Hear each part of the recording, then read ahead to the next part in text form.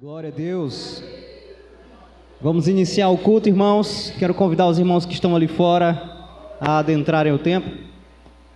João capítulo 15, versículo 1. Eu sou a videira verdadeira e meu pai é o agricultor. Todo ramo que, estando em mim, não dá fruto, ele retira, e todo o que dá fruto, ele limpa, para que dê mais fruto ainda. Vós já estáis limpo pela palavra que eu vos tenho transmitido. Permanecei em mim e eu permanecerei em vós. Nenhum ramo pode produzir fruto por si mesmo, se não estiver ligado à videira. Vós igualmente não podeis dar fruto por vós mesmos, se não permanecerdes unidos a mim. Eu sou a videira, vós os ramos. Aquele que permanece em mim e eu nele, esse dará muito fruto, pois sem mim não podeis realizar obra alguma. Amém. Somente até aqui, irmãos. Nós só podemos fazer alguma coisa se nós estivermos em Cristo. Ele é a árvore, Ele é a videira verdadeira e nós somos apenas ramos. E é interessante que Jesus usa essa analogia da árvore, né? E ele diz assim: todo ramo que estando em mim não dá fruto, o agricultor, o pai, ele retira. E todo aquele que dá fruto, ele poda para que dê ainda mais fruto. Eu não sei se você já leu a respeito disso, já pesquisou a respeito disso, mas uma árvore, ela precisa ser podada para que ela produza frutos de qualidade.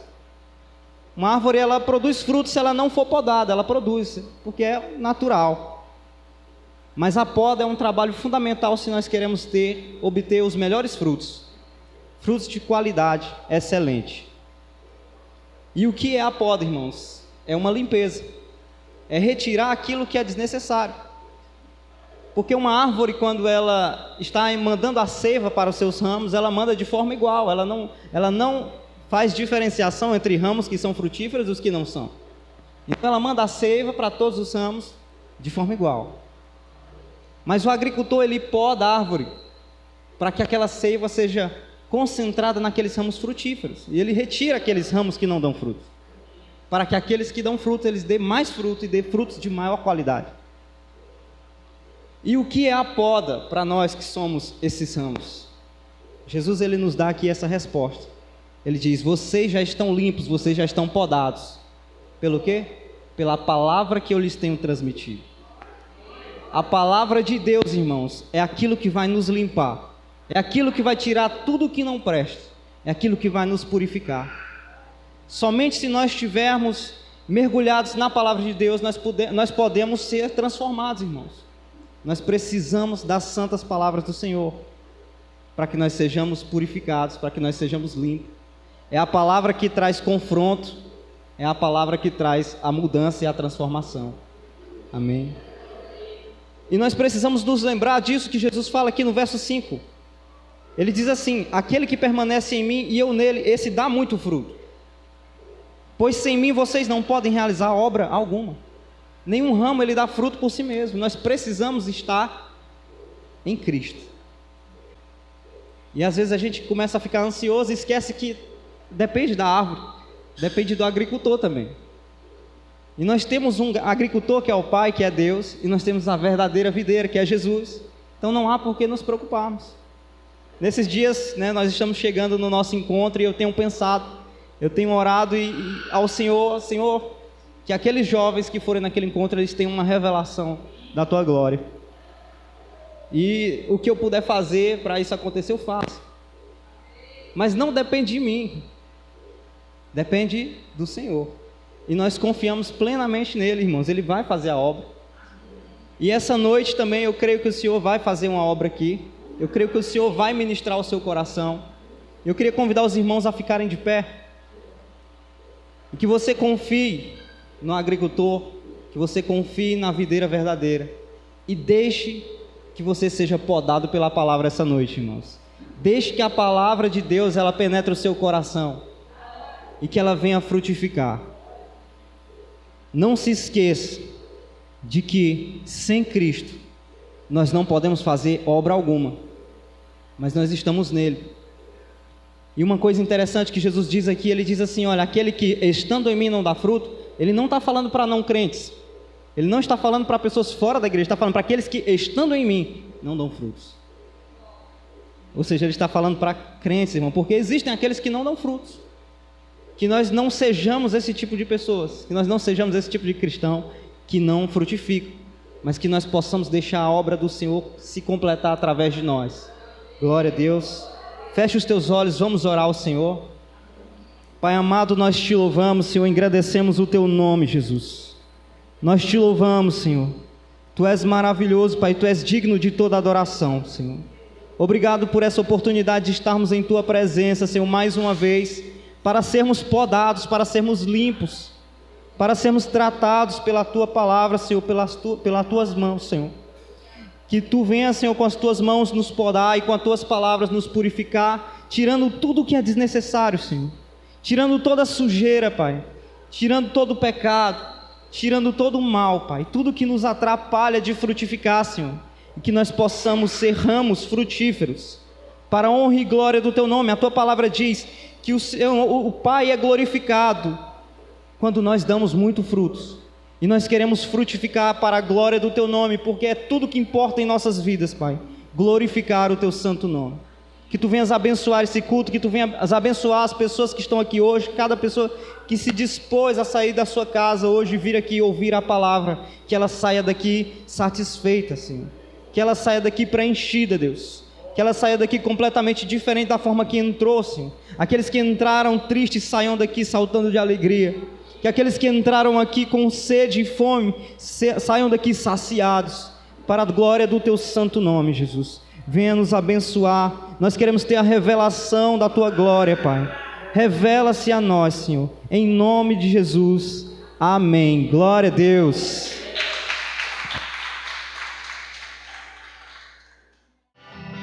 Senhor, te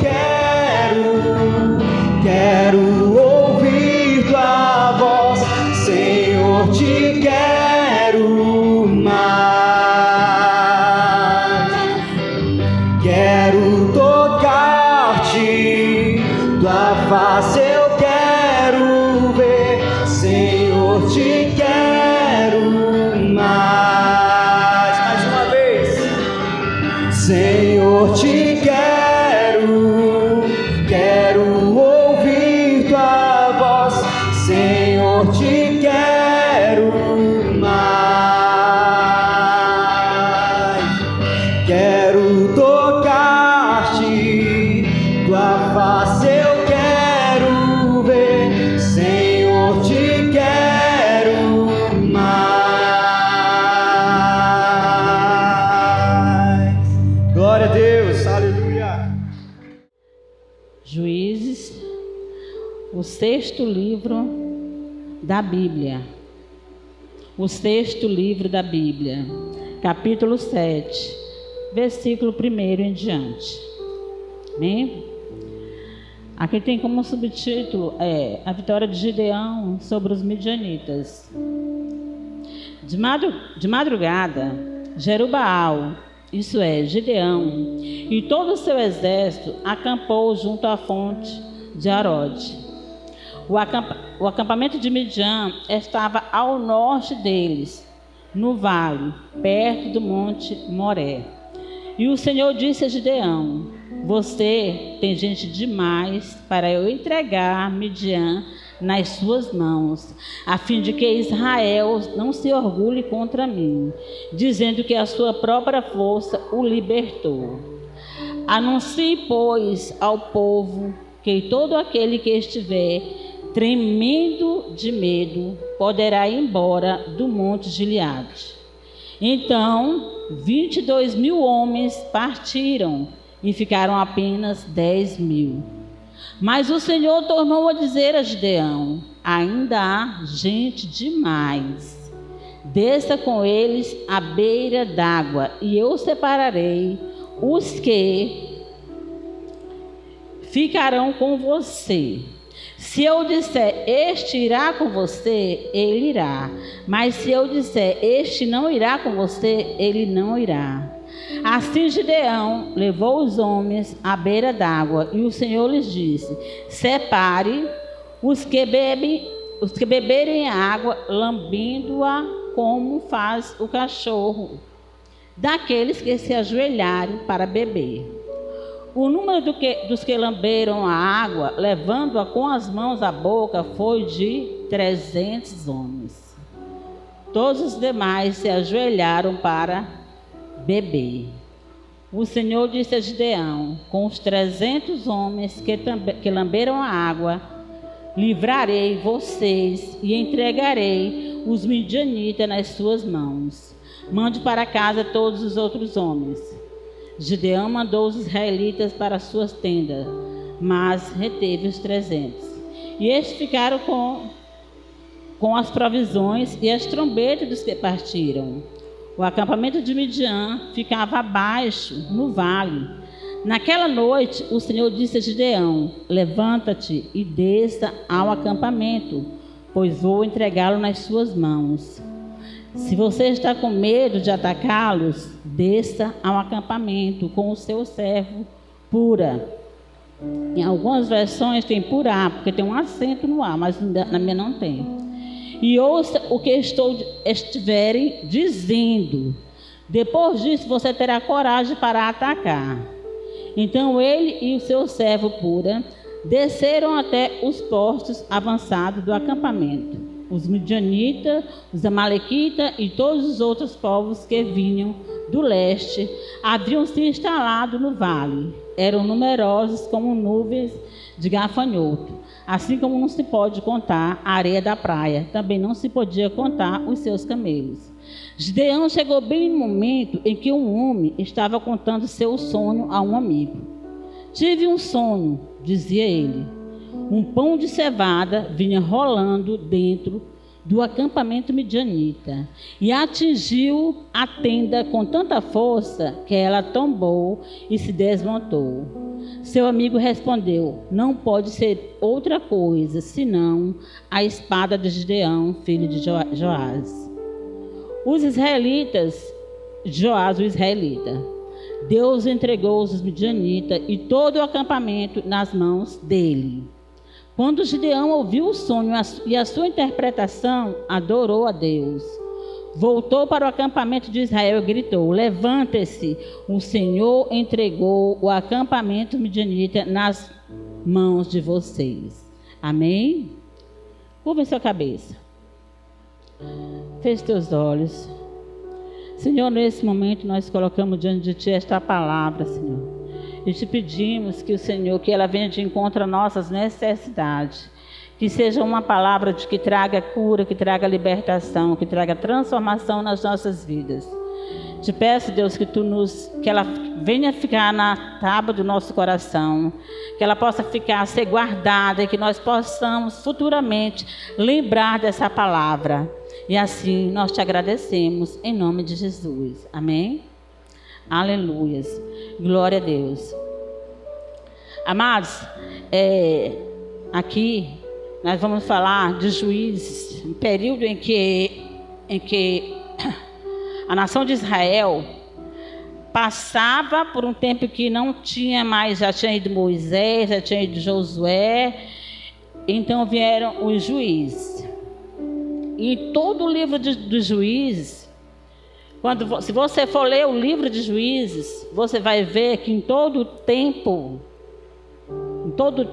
o povo vivia um momento de perca. Eles estavam em agonia, em dificuldade.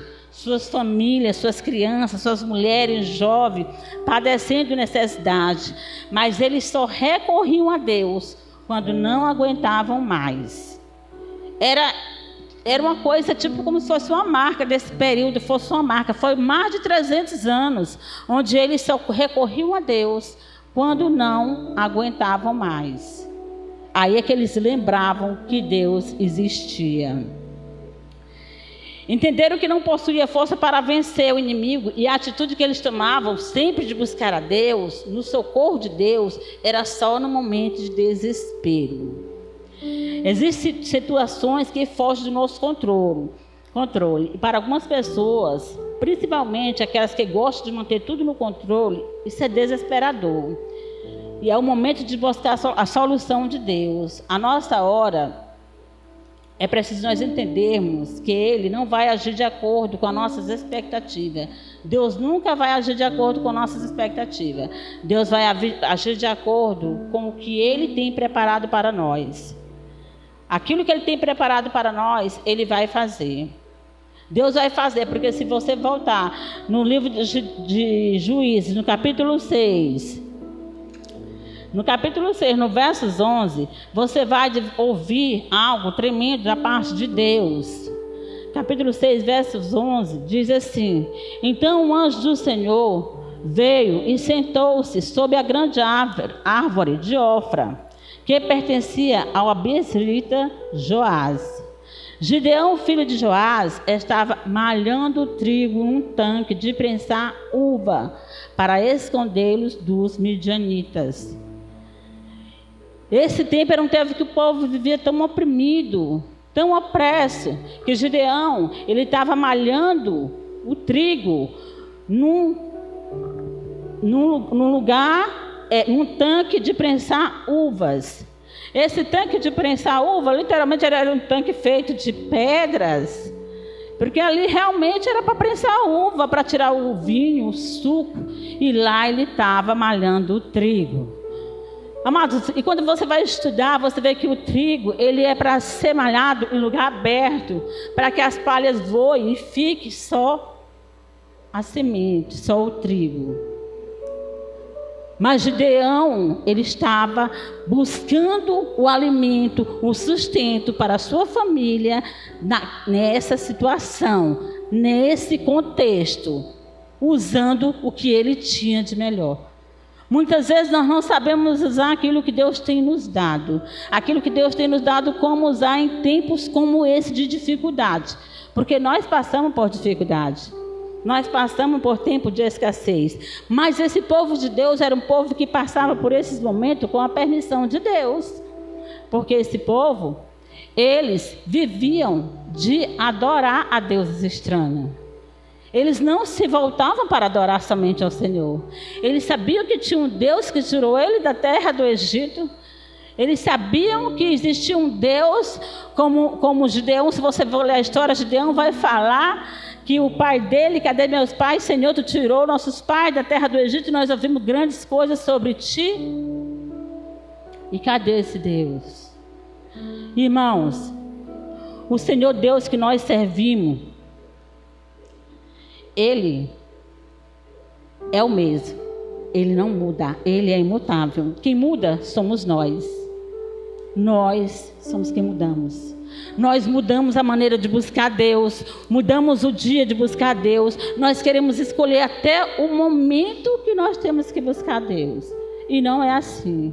Nós temos que buscar o Senhor em todo o tempo, independente das circunstâncias. Faça sol ou faça chuva, tenha a despensa vazia ou cheia, como o pastor Márcio falou aqui no momento ofertório. Não importa. O que importa é que nós venhamos estar adorando ao Senhor. Isso é o que importa, é a nossa adoração.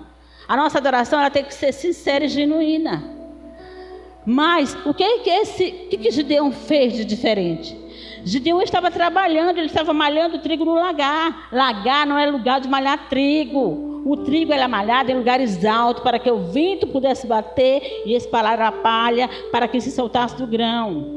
Lagar era lugar de prensar uvas. Mas Gideão trabalhava dentro de suas possibilidades. Ele viu essa possibilidade, foi onde ele foi trabalhar. Um lugar baixo, escondido. O trigo não ficaria visível para que os inimigos viessem e roubassem. Enquanto em todas as outras casas havia falta de alimento, na casa de Gideão não faltava pão. Ao invés de se reclamar e se lamentar, Gideão partiu para a ação. Por isso Deus foi buscar. Por isso Deus se manifestou a Gideão no capítulo 6, como eu falei aqui. Uma mensagem de Deus que é direcionada a Gideão, ainda no capítulo 6, no versículo 12, a parte B, diz assim: o Senhor está com você. Eu vou para a parte A. Então o anjo do Senhor apareceu a Gideão e disse: o Senhor está com você, poderoso guerreiro. Olha só. Ele chama Gideão de poderoso guerreiro. Seguindo, eu pedi para deixar a Bíblia aberta, porque eu ia passear por esses capítulos, capítulo 6. O Senhor chama Gideão de varão valoroso. Nas suas tarefas diárias, os esforços de Gideão, ele não imaginava que Deus estava com ele. Gideão, ele fazia as coisas dele e achava que ele estava fazendo da força dele. E muitos somos nós aqui, muitos somos os crentes, os evangélicos, o povo de Deus, que acha que está fazendo da sua força. Mas eu te digo uma coisa, você não está fazendo da sua força. Deus está contigo. Deus está contigo, Deus está te ajudando. Deus está ali naquele local de dificuldade com você. Deus não te abandona, Ele não te deixa sozinho. Porque o Senhor prometeu que jamais nos deixará. Só que, se você for, continuando no capítulo 6, versículo 13, Gideão diz assim: ah, Senhor. Gideão respondeu: se o Senhor está conosco, por que acontece tudo isso?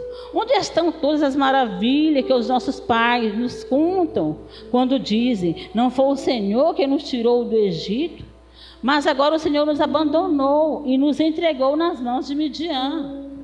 Olha só, surge um questionamento: se o Senhor é conosco, por que tudo isso sobreveio?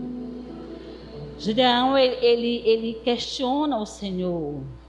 Aí ele começa um momento de questionamento. Ao trazer à tona o questionamento, Gideão esqueceu-se dos motivos que levaram Israel a viver debaixo dessa servidão. Amados, nunca nós vamos sofrer, viver em servidão, se não houver um motivo. E para Deus, o único motivo que nos leva a isso chama-se pecado. O pecado, ele nos leva a viver debaixo da servidão, seja de quem for, mas principalmente de Satanás. Aí eu lembrei agora que eu estava lendo e disseram assim: pode falar de Satanás na igreja? Não só pode, como deve. Nós temos que saber que Satanás existe. E ele está assim, ele entra nas igrejas. Existe, a Bíblia diz que existe o joio e o trigo. E os dois são iguais, são parecidos, aliás, são semelhantes. O joio prega, o joio lê a Bíblia, ele prega, ele canta, ele ora, mas ele é joio, ele não é trigo. E eu penso que os que estão aqui nesse momento são trigo. Deus escolheu vocês como trigo, no meio da igreja do Senhor.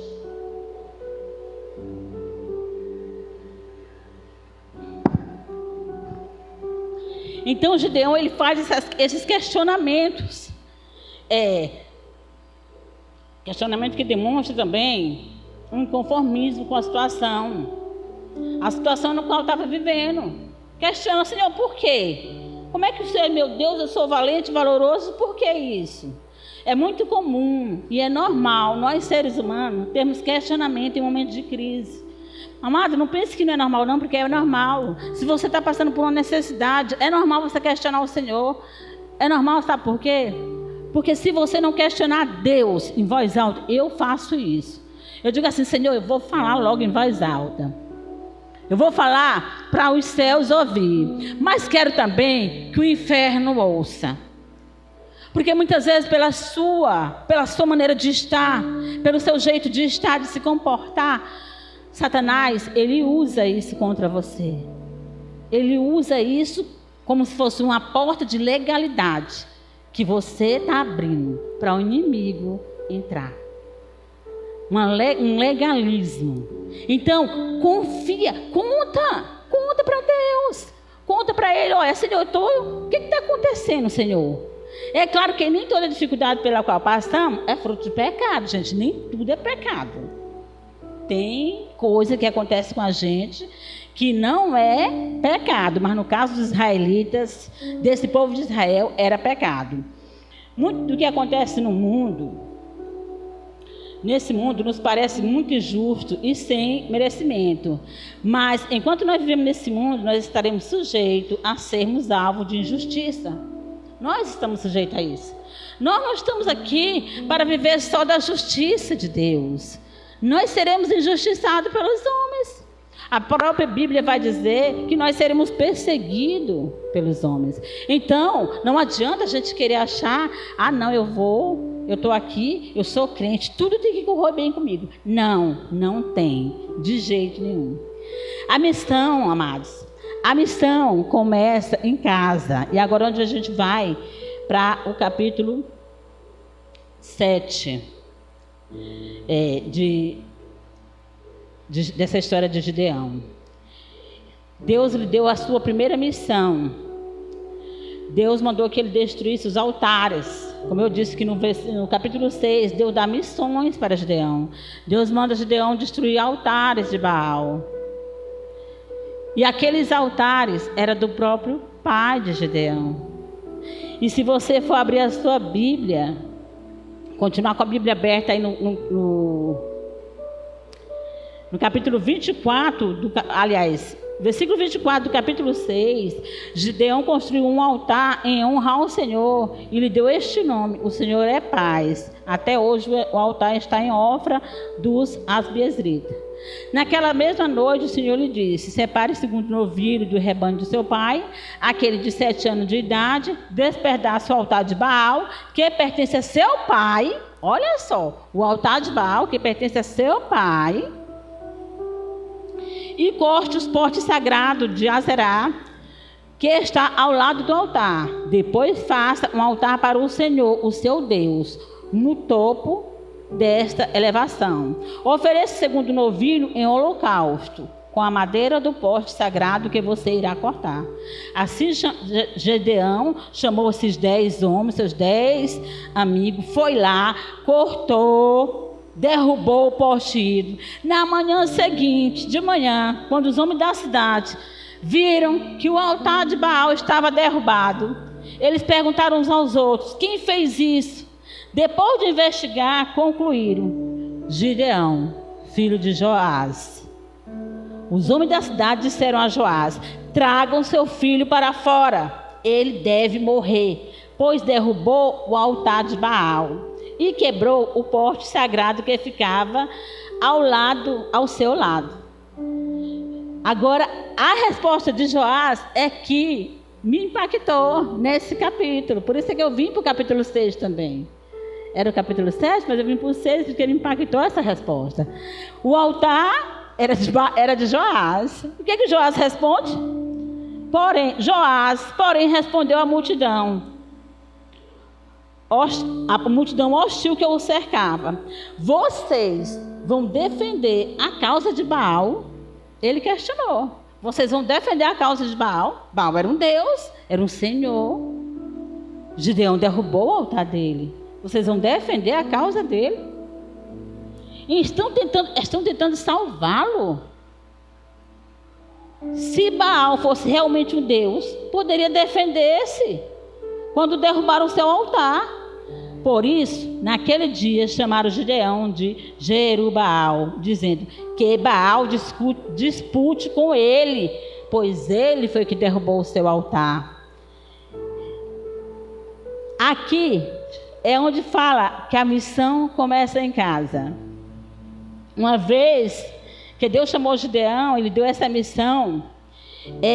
Quando esses homens chegam para o pai de Gideão e falam para ele que é para matar ele, ele automaticamente, praticamente, ele se converteu. Na verdade é que ele foi o segundo convertido na família, porque Gideão já era, então ele foi o segundo. Ele disse: o Baal não teve força, Baal não pode se defender, então vocês vão se defender. Não. Se Gideão, meu filho, aqui são palavras minhas, foi lá, detalhe, Gideão, na história de Gideão, a gente vai ver que Gideão era um homem de pequena estatura, a família de Gideão era menor, Então nós vamos ver todo um contexto de uma história de um homem que tinha tudo para dizer que era um zero à esquerda. Você pode dizer que é um zero à esquerda, mas não nas contas do Senhor. Nas contas do Senhor tem. Você só tem para frente, você não tem à esquerda, porque a Bíblia diz que a destra do Senhor está sobre a tua vida, a destra do Senhor está sobre nós. Então por isso, não adianta quando a pessoa pensa assim, eu vou defender uma causa que não é do Senhor, você está lutando contra o Senhor. Então Gedeão, ele foi sábio, foi rápido, foi ágil, ele foi tímido, mas fez aquilo que Deus pediu a ele. A nossa missão como a de Gedeão começa em casa. Tanto no Velho como no Novo Testamento, Deus destaca a nossa responsabilidade em relação à nossa própria família. Que filho deve obedecer e honrar os seus pais, como está em Efésios 6, versículo 1 e 3, que diz assim: vós, filhos, sede obediente a vossos pais, no Senhor, porque isso é justo. Honra teu pai e tua mãe, que é o primeiro mandamento com promessa, para que te vá bem e seja de longa vida sobre a terra. Vós, maridos e esposas, devem amar vossas mulheres, como também Cristo amou a igreja e a si mesmo se entregou para ela. Efésios 5, 25. 1 Pedro 3, 7 diz assim: igualmente vós, maridos, vivei com elas com entendimento, dando honra à mulher como vaso frágil, como sendo elas herdeira convosco da graça da vida, para que não sejam impedidas as vossas orações. Por que isso, irmãos? Impedida nossas orações? Sim, impedida. Quando o marido e a mulher estão em desavença, quando há contenda em casa, quando há briga, as nossas orações ela não sobe. E dizem aí, né, as más línguas, vou dizer assim, que quem ora mais é as mulheres. Eu creio que os homens vão dizer que não, né? Mas se a mulher ficar magoada e ela for orar, a oração dela não vai subir. A Bíblia é bem clara com relação a isso. A oração será impedida. Aí a Bíblia, em 1 Pedro 7, 3, diz isso: para que os maridos vivem com elas com entendimento, dando honra à mulher, como vaso frágil, porque a mulher é um vaso frágil. A mulher é um vaso frágil. A mulher que você tem do seu lado, meu irmão, ela é uma mulher de Deus, é uma mulher de oração. Não tem por que você tratá-la mal, você, marido que está aqui, se a sua esposa não tiver. Mas saiba que ela é uma mulher de Deus. É uma mulher que, se dobrar o joelho, o diabo sai de todo o meio onde tiver. Ele vai ter que sair e bater em retirada, no nome de Jesus. Amém? Em Efésios 4...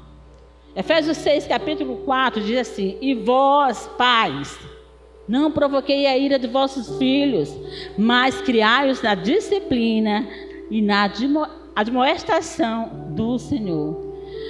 Aqui está nos ensinando que nós devemos criar nossos filhos no caminho de Deus, na disciplina, mas nós também não devemos irar nossos filhos.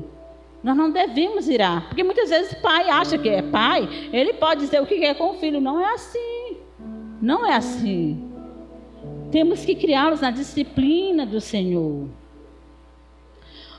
Um dos alvos de cada servo de Deus é de influenciar a sua família para servir ao Senhor. Olha, não tem exemplo mais bonito do que o de Josué.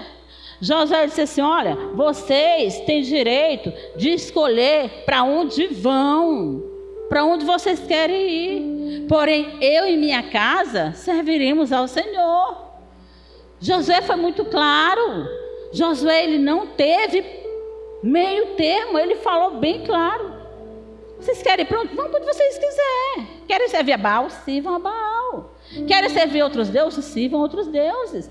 Porém, eu e minha casa serviremos ao Senhor. Por quê, irmão? Porque a nossa família é preocupação. Eu me preocupo com a minha família e creio que você também.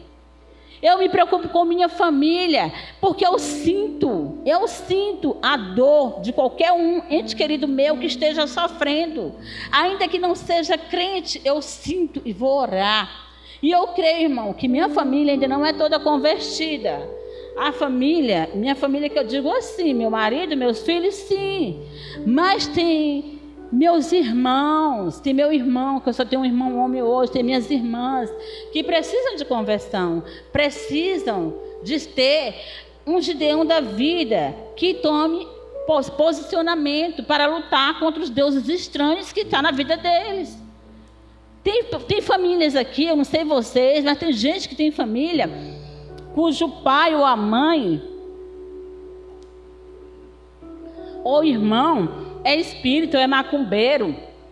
Quer dizer, serve a outros deuses. Serve a outros deuses. Mas não é por isso que nós vamos apontar o dedo para ele. Nós temos que orar. Nós não podemos julgar. O nosso papel como igreja do Senhor não é de julgar. Nós não estamos aqui para julgar. Nós estamos aqui para orar, para amar, para cuidar. Para cuidar. Gideão, ele conduziu o exército de 32 mil israelitas para o campo de conflito contra 135 mil midianitas.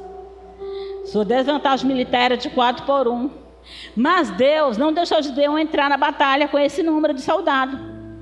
Em 2 etapas, ele foi diminuindo a força militar de Gideão. Deus foi diminuindo a força militar em 2 etapas. Na primeira etapa foi quando ele disse: Gideão, fala para os que estiverem morrendo, tremendo de medo, que voltem. Ali já foi 22 mil. Os primeiros 22 mil, olha só, amado. O Senhor chega aqui na igreja do Senhor, porque isso aqui é uma batalha, isso aqui é campo de guerra, isso aqui é hospital. Isso aqui é tudo que você possa imaginar. Aqui na igreja é. Aí o Senhor chega aqui e diz: olha, eu quero que saia metade da igreja, porque quem tiver com medo de ficar aqui, porque dizem as pessoas que esse lugar é perigoso, saia. Aí vai e sai, porque tem medo. Isso acontece, isso é real. Pior que eu estou trazendo uma situação verdadeira.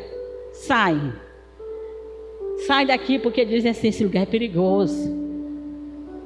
Aqueles que tiverem tremendo de medo, o Senhor disse: saia. Na segunda etapa, Deus mandou embora mais 9.700 israelitas, deixando Gideão com apenas 300, que foi esses 300 que obedeceram ao tomar água do jeito que o Senhor mandou. O número dos que lamberam a água, versículo 6 do capítulo 7, o número dos que lamberam a água, levando-a com a mão à boca, foi de 300 homens. Todos os demais se ajoelharam para beber. Amado, quando alguém está numa guerra, para vencer o inimigo, cada soldado ele teria que vencer 450 do inimigo, já que eles eram 300. Isso numa guerra, né? Numa guerra corpo a corpo. Só que essa se tornou uma batalha espiritual. Mas por que, irmã Cruzinha? Porque uma batalha de 300 contra 135 mil não tem como ela ser carnal. Quando um Deus manda, só pode ser espiritual. E tem mais, sobrenatural. Porque não tem como 300 guerreiros vencer 135 mil. Não tinha como. Pelas estatísticas, não dava, não tem como. Mas nosso Deus é um Deus grande e poderoso. Gideão depositou sua confiança total em Deus. Porque Deus, irmão, Ele é quem luta por nós. Deus é que vence as nossas batalhas. Veja que aqui já não há mais questionamento por parte de Gideão. No capítulo 6, Gideão questionava a Deus. Cadê o Deus? Cadê o Senhor dos meus pais que tirou o povo do Egito? Já aqui Gideão não questiona mais o Senhor.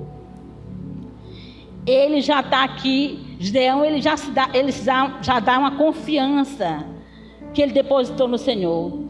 Quando o Senhor reduziu o exército para 300, era porque somente eles, ao beber a água, na posição que Deus esperava, demonstravam que tinham posição para perceber aonde estava o inimigo. Quando, irmão, nós vivemos no mundo, vivemos pela palavra, pregamos a palavra, nós temos inimigos espirituais. E esses inimigos espirituais, eles estão aqui. Eles vêm de todas as formas. Ele vem, ele te agride com enfermidade, ele te agride com depressão, ele te agride com ofensas, ele te agride usando a tua família para ir contra ti. De todo jeito ele vem. Mas como essa guerra é espiritual, saiba que Deus está lutando por ti. Está lutando. Só que o nosso Deus não é um Deus que luta uma batalha. Ele é um Deus que já garantiu a vitória. Porque, na verdade, Ele já venceu a batalha por ti e por mim. Ao passo que os que tinham a cabeça baixada, eles não tinham posição de ver nada. Com exceção, o que satisfazer a sua necessidade. Qual era a necessidade deles? Beber água. Então baixaram a cabeça lá e foram beber água. E não olharam, não fizeram o que os 300 fizeram. Os 300, eles se posicionaram, baixaram para beber água, se ajoelharam e levavam a mão à boca, levavam água para a boca. Mesmo que eles estivessem muito sedentos de sede, irmão. Eles levaram com a mão, tiveram cuidado. O cuidado, detalhe, Gideão não mandou eles fazer isso. O Senhor era que ia escolher. O Senhor ia escolher. Gideão não passou para eles essa informação. O Senhor disse para Gideão, mas Gideão não disse isso para eles. Então era o Senhor que ia escolher. Jesus nos adverte em Mateus 24, 42. Portanto, vigiem, porque vocês não sabem em que dia virá o Senhor. Gente, nós temos que estar em oração constante, vigiando constantemente. Paulo confirma em 1 Coríntios 16, 13, diz assim: estejam vigilantes, mantenham-se firmes na fé, sejam homens de coragem, sejam fortes. Então são várias as vezes em que recebemos ordem para estarmos em vigilância, em constante vigilância. Gideão era corajoso, porém Deus percebeu algo em Gideão. No fundo do coração dele, um medo secreto de atacar os midianitas. O Senhor percebeu esse medo. E o Senhor disse o que para ele? O Senhor disse assim, capítulo 7. Levanta-te, no versículo 9 do capítulo 7, o Senhor disse assim: levanta-te. Naquela noite o Senhor disse a Gideão: levanta-te, desça ao acampamento, pois vou entregá-lo nas suas mãos. Se você está com medo, olha só, o Senhor sabia que ele estava com medo. O Senhor sabe que eu tenho medo. O Senhor sabe que você tem medo. E só o Senhor pode confrontar nossos medos, quando nós não queremos contar nossos medos para mais ninguém. Só o Senhor sabe o medo que você tem, seja de sair de um emprego, de perder um ente querido, de perder alguém que está no hospital, de adoecer, de pegar um Covid. Só o Senhor sabe os teus medos e os meus medos. Só o Senhor sabia o medo de Gideão. Mas o Senhor disse para ele isso: desça ao acampamento com teu servo pura e ouça o que eu estiverem dizendo. Depois disso, você terá coragem para atacar. Então ele e o seu servo pura desceram até os postos avançados do acampamento dos midianitas.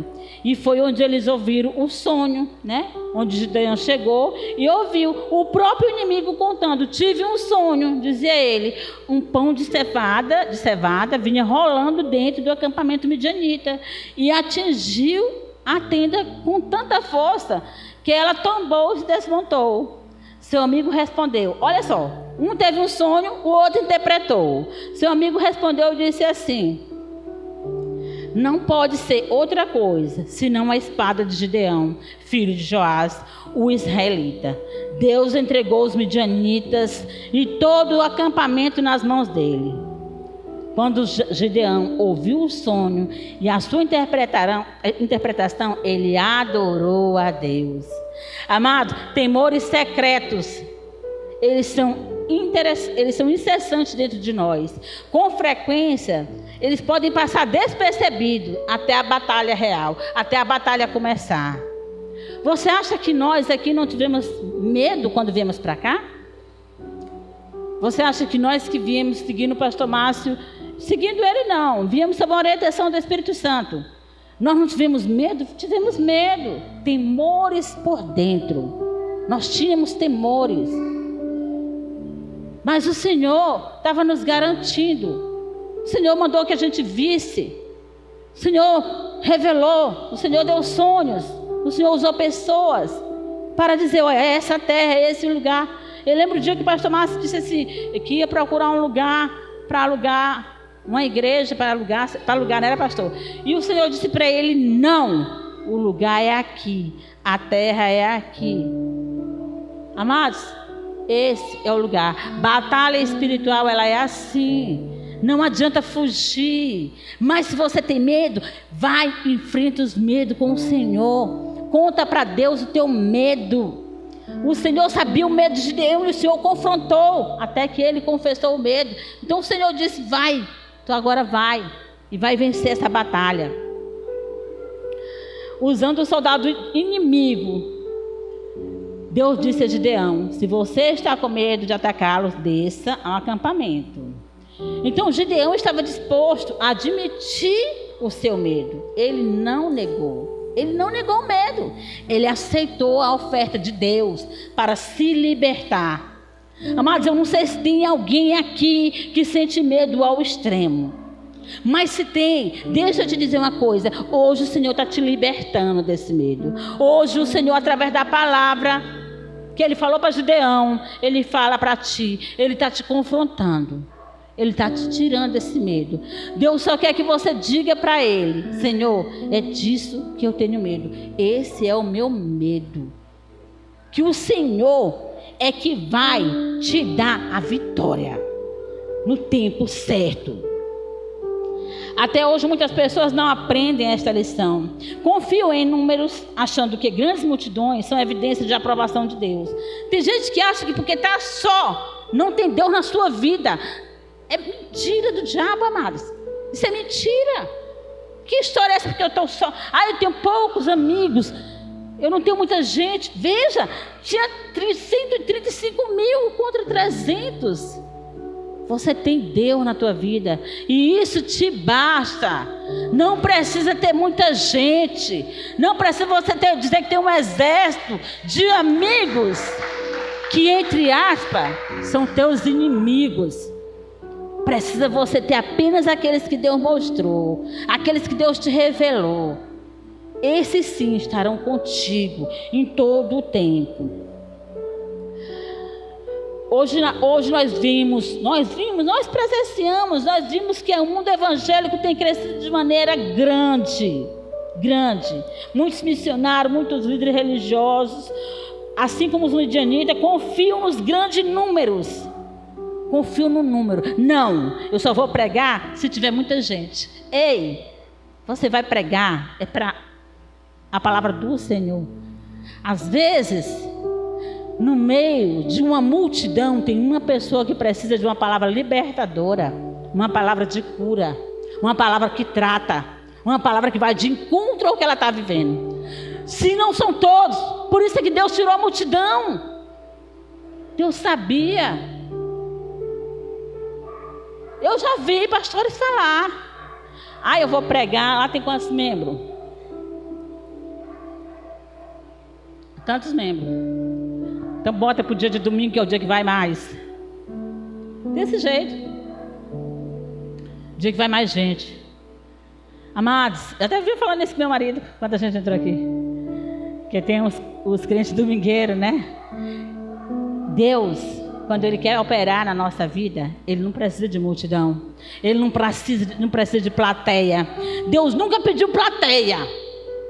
Deus nunca mandou um servo pregar para pularem, cantarem e dançarem.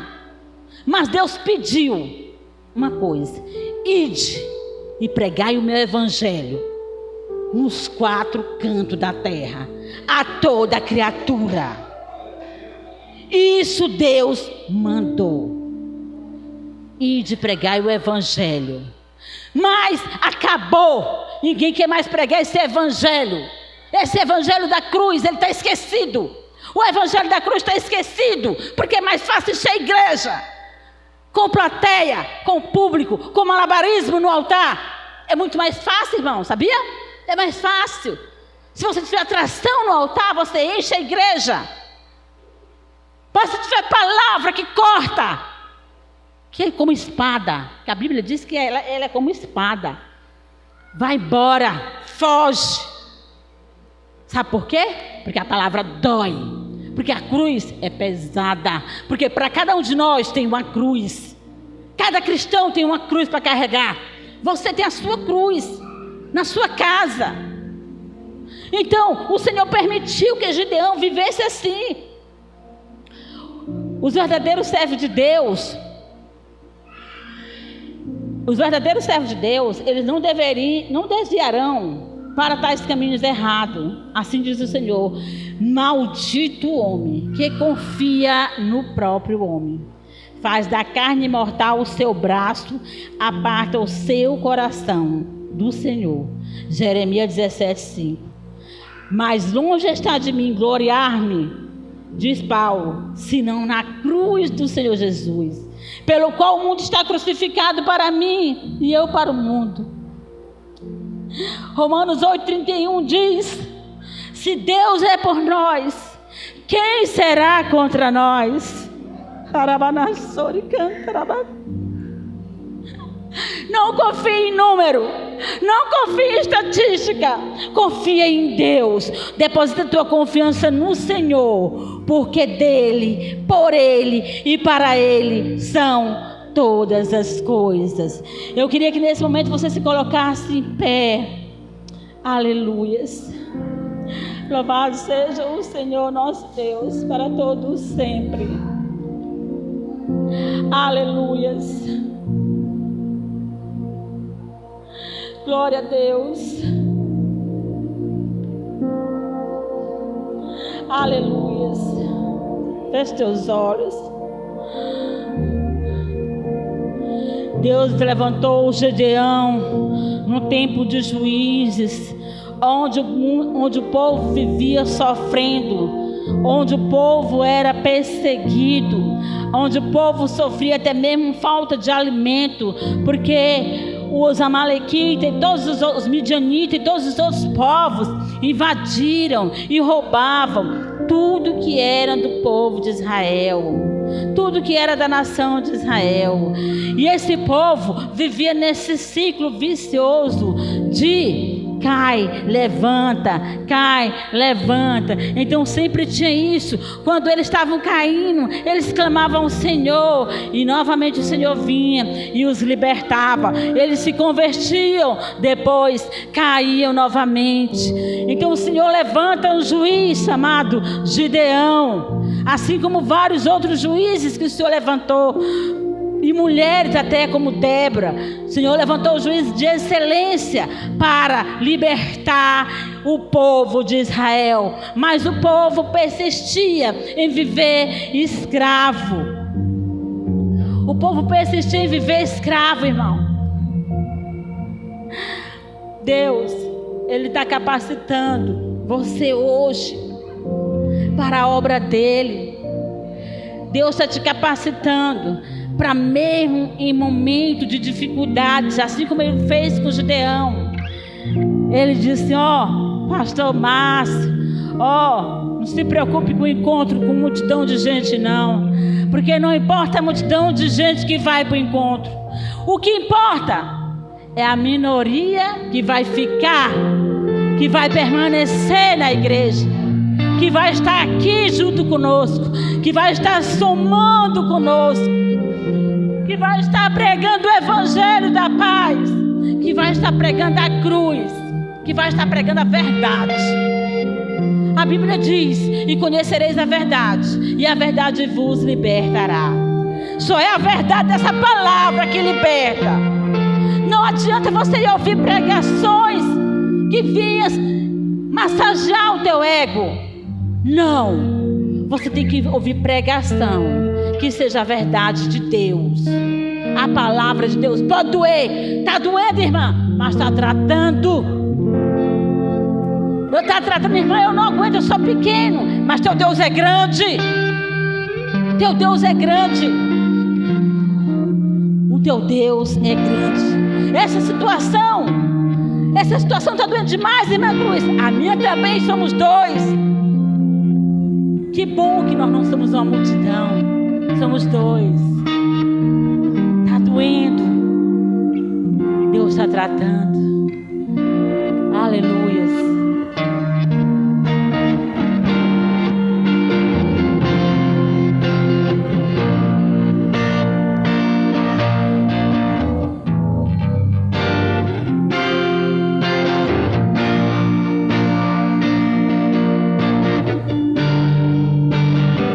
Eu creio que esse lugar aqui, eu creio que esse chão aqui, eu creio que assim como o Senhor levantou Gideão, e no meio daqueles 33 mil, o Senhor escolheu 300. Eu creio que assim o Senhor está fazendo nesse lugar. O Senhor está levantando os escolhidos dele. O Senhor está levantando os que são pequenininhos. O Senhor está levantando os que acham que não são capazes. O Senhor está levantando aqueles que dizem assim: Senhor, minha tribo é a menor, e eu sou o menor da casa do meu pai. E Deus diz: e eu sou teu Deus, e eu sou grande. O grande eu sou, aleluia, está contigo. O grande eu sou está te libertando de todo medo. O Senhor está te libertando de ter medo de vir para essa igreja, de dizer que, ai, porque está em lugar perigoso. Não, não, você não vai ter mais medo.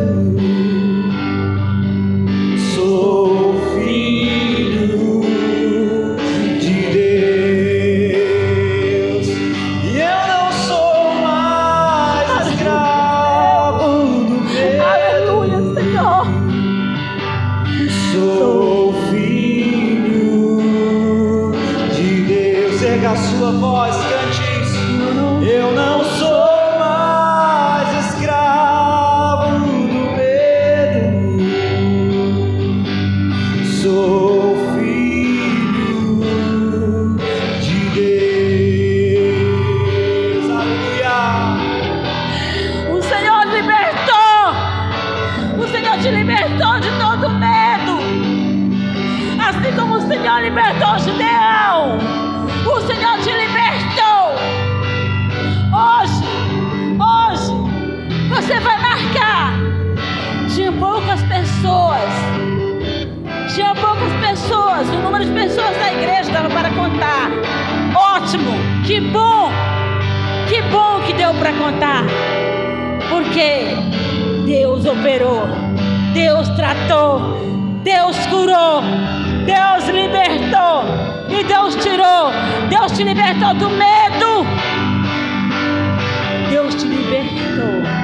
Acima de tudo, Deus está transformando a tua casa nesse momento em uma casa de oração. Amém? Poder aplaudir o Senhor. Aleluia. Aleluia. Queria que você levantasse sua mão para o alto nesse momento, em agradecimento ao Senhor. Levanta sua mão para o alto, mais alto que você puder. Se você anseia tocar os céus, ergue tua mão. Você que vai para o encontro aqui, que vai ter um encontro com Deus, comece a vislumbrar como será esse encontro. Porque eu te digo mesmo, esse encontro, ele é tremendo. É tremendo. Pai, em nome de Jesus, nós te agradecemos, Senhor, por esse momento contigo. Por esse momento, Pai, de tratamento, de libertação, de cura, onde nós não somos mais escravos do medo, nós somos filhos de Deus.